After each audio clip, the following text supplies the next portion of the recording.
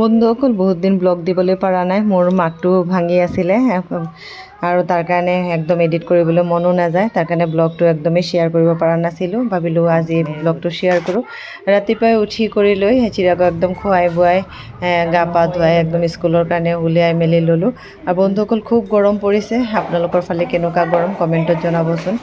আৰু এতিয়া চিৰাগক বাছত দি কৰি লওঁ। আৰু বন্ধুসকল তাক সৰুৰ পৰাই মোটামুটি কামবোৰ তাৰ দেউতাই পূৰা গোটেইখিনি শিকালে। জোতাৰ ফিতা লগোৱাৰ পৰা ধৰি পেলাই নিজৰ কামখিনি নিজেই কৰিবলৈ শিকালে। আৰু বন্ধুসকল এতিয়া কাটা বিস্কুট দি পেলাই চিৰাগক বাছত থৈ কৰি আহি চাহ একাপ খাই কৰি লওঁ। আৰু কাটা বিস্কুট মোৰ কাৰণে আনে, আৰু মই মুড়ি কাটা বিস্কুট এনেকুৱা জাতীয় বস্তুবোৰ খুব খাই ভালো পাওঁ। আৰু বন্ধুসকল চাহ তাহ খাই কৰি তাৰপিছত চিৰাগৰ পাপাৰ কাৰণে বনোৱা কৰাখিনি কৰিম। আৰু যিহেতু গৰম পৰিছে একবাৰেই বনাওঁ। আৰু বন্ধুসকল আজি টিফিনৰ কাৰণে চিৰাগৰ পাপাৰ বা চিৰাগৰ টিফিনৰ কাৰণে আজি ধোচা বনাইছিলোঁ। আৰু ধোচাৰ ৰেচিপিটো বাৰু মই পিছত আপোনালোকৰ লগত শ্বেয়াৰ কৰিম। সিহঁতক ধোচা দি দিছোঁ, চিৰাগো টিফিনত লৈ গ'ল। আৰু বন্ধুসকল দুপৰীয়া সাঁজটোৰ কাৰণে ঢেকীয়া অলপ ভাজিলোঁ তেলতে, নহৰু আৰু আলু অলপ দি পেলাই। আৰু কাচকল পিটিকা অলপ বনাম, তাৰ কাৰণে কাচকলো অলপ সিজাই কৰি ল'লোঁ। আৰু মোৰ শাকখিনি একদম চিম্পুলকৈ বনাইছোঁ, আৰু কাচকল পিটিকাখিনিও হৈ গ'ল। আৰু লগতে ডিমো অলপ বইল কৰিছোঁ। আৰু দাইল নবনাওঁ, যিহেতু চাম্বৰৰ কাৰণে দাইল অলপ বনাইছোঁ, ৰহৰ দাইলটো মিক্স চব্জি দি পেলাই, এইটো দালি আছেই। আৰু এতিয়া চিৰাগৰ পাপা খাই কৰি অফিচ গ'ল। আৰু মই ঘৰৰ কাম বনখিনি কৰি লৈ আম অলপ কাটি পেলাই ফ্ৰিজত থৈ দিলোঁ। ভাবিলোঁ চিৰাগ স্কুলৰ পৰা আহি খাব পাৰিব, আৰু তাৰ কাৰণে নেমু পানী অলপ বনাই কৰি থৈছিলোঁ।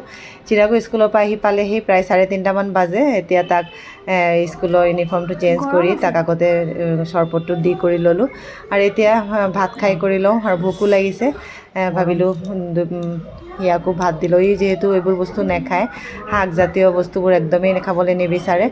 তাক অলপ ডিম বনাই খুৱাই কৰি ই অলপ শুলে, ময়ো অলপ শুইছিলোঁ। চিৰাগৰ পাপা অফিচৰ পৰা আহি পালেহি।